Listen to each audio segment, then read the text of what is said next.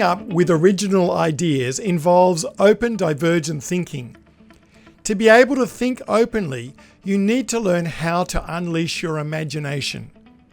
When you have a free imagination, it's easier to move beyond the standard ideas and come up with the best ideas and solutions.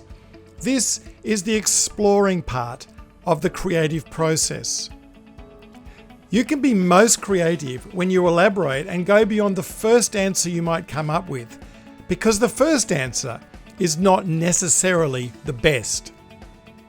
The CQ Torrance testing highlights the importance of elaboration as a way of unleashing your imagination and going beyond a simple two-dimensional mindset. People who are good at unleashing their imagination can naturally elaborate.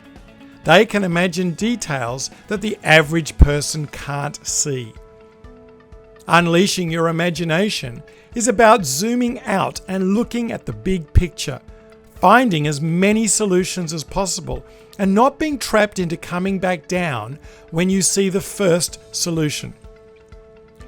This big picture scope allows the mind to wander into new territories and stumble on new ideas. It uses different brainwave activity when the mind is not specifically focused. Why then do most creative ideas come when we least expect them? In the shower, driving, on holidays, after sleep. Did you know that the mind uses sleep to reboot and problem solve?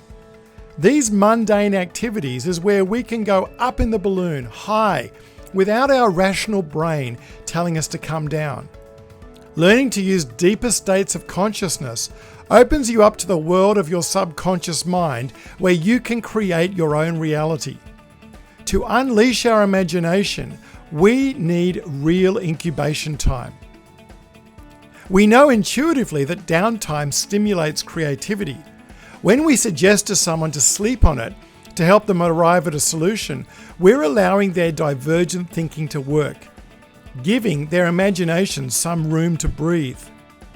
Accessing brain waves that allow unleashing of the imagination kicks off the real creative thinking process, as it is only here that one is out of reach from the censorship of awareness that our day-to-day tasks trap us in. For children, unleashing the imagination comes naturally. When our son was 5 years old, he put me to shame as the supposed expert on creativity. In fact, 7 times.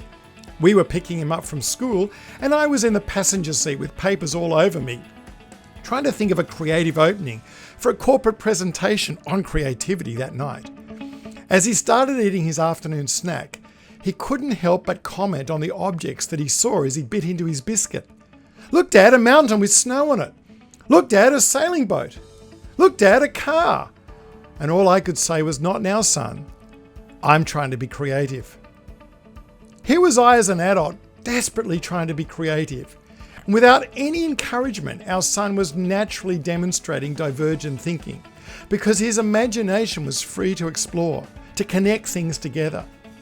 This alternative uses theory shows how imagination can be used to see things that others can't see. And this is where creativity happens. So, how well can you unleash your imagination? This famous Rorschach ink blot test has been used for some time to help people unleash their imagination. How many things can you see in this picture? Did you see the motorbike, the butterfly, the X-ray, the horse's head, the cloud, the jellyfish? Or just spilt ink that was blotted on paper? Creative thinking is a messy process, and it may produce ideas that don't work. But sometimes we need to go through this wild imaginative process to find the best solutions. There is a famous story of a Canadian electrical company who decided to have a brainstorming session to come up with ideas on how to deal with ice deposits weighing down and damaging the power lines. Technicians were being sent up the icy pylons to shake the ice off the lines. And the group spent the whole morning looking at the problem of how to shake the snow off the power lines, but got nowhere. Frustrated and running out of ideas, the group took a coffee break. During the break, One person shared how he was once chased by a bear who followed him up a pole. As the laughter died down, someone suggested jokingly, "Why don't we get the bears to climb up for us? They're large enough to shake the poles." "How could we entice them?" asks another. "What do bears like?" "Well, we could put honey pots on top of the pylons," someone else said. "But how would we get honey pots up there?" asked another. "We could use a helicopter to drop the honey."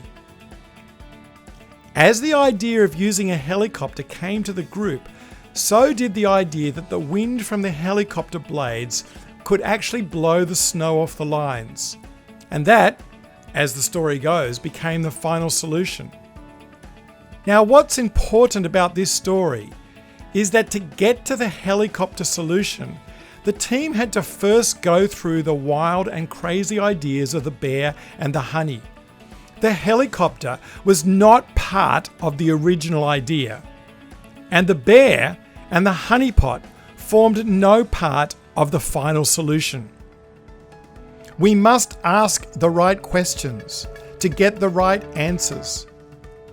Shaking the power lines was a limiting inside-the-box statement. Instead, the question should have been more open from the beginning, such as, how do we remove the snow from the power lines? As this opened up more space to elaborate and unleash the imagination. Research shows that some of the best ideas only come in the last 30% of ideation and brainstorming. So it's important during the initial stages that no idea is to be considered silly. Keep the control and challenging voices out of the room. The tools of brainstorming and mind mapping can help you unleash your imagination. But it's important with these techniques to capture as many ideas as possible and to continue to build on ideas as they emerge without judgment, no matter how crazy they might be. The concept is that quality will come from quantity. There will be great ideas in amongst the many ideas that get thrown out. See what great ideas you might be able to come up with when you unleash your imagination. Ideation only truly happens when we use this core strategy of creative thinking.